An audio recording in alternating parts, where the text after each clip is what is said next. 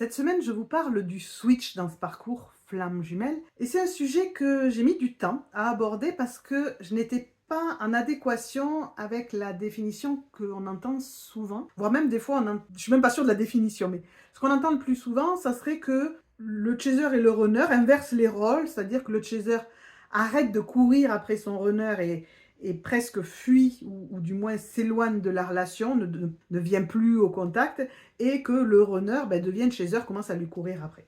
Ça, je suis pas d'accord avec ça, parce que pour moi, c'est pas ça le switch. Ça va être le chaser qui se rend compte qu'il n'arrête pas de courir, qu'il n'arrête pas de trop donner, qu'il n'arrête pas de s'oublier dans l'histoire et qui à un moment donné va dire «Oh là, stop, peut-être je vais revenir un peu à moi». Donc on est plus dans ce retour à soi, et en fait le fait de revenir à lui, de dire j'arrête de lui courir après, j'arrête d'envoyer des messages, allez, je me calme, je vois bien que ça sert à rien en plus, donc j'arrête. Et de ce fait-là, il crée un vide qui va faire que l'autre va se dire oula, qu'est-ce qui se passe, je viens un petit peu au contact. Et la nature n'aime pas le vide, donc si vous créez un vide, l'autre vient voir un petit peu. Souvent, tous les cas sont différents. Je suis sûre qu'il y en a qui me diront non, moi il revient pas. Enfin, mais de ce fait-là, c'est plus un retour à soi.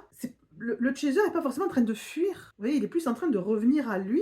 Et le runner n'est pas forcément en train de courir après l'autre. Il est en train de revenir poussé par la source pour que le chaser acte réellement la séparation et pas que les allers-retours continuent, mais d'une autre façon. C'est-à-dire, si vous avez des allers-retours où c'est toujours le chaser qui revient au contact, on se voit et hop, le fuyant refuit, et que là vous vous dites moi j'arrête, et qu'en fait vos allers-retours c'est maintenant l'autre qui revient, il se passe un truc et il repart, vous êtes toujours dans les allers-retours. Donc il n'y a pas de switch en fait. Donc comprenez bien que le fait que ça ne soit plus vous qui envoyez les messages en premier et que ça soit l'autre qui revienne au contact ne fait pas de ça un switch. C'est juste un changement de fonctionnement, et souvent il y a de l'ego là derrière qui vous dit arrête de lui écrire, c'est toujours toi qui écris, ne lui écris plus, comme ça il va comprendre ce que ça fait quand on ne lui écrit plus. Il peut y avoir ce genre de truc, pas toujours, je vous dis, il y a plein de cas différents. Donc ça c'est ce que ça n'est pas, je vous ferai dans la semaine un autre petit short pour vous dire ce que c'est pour moi le switch.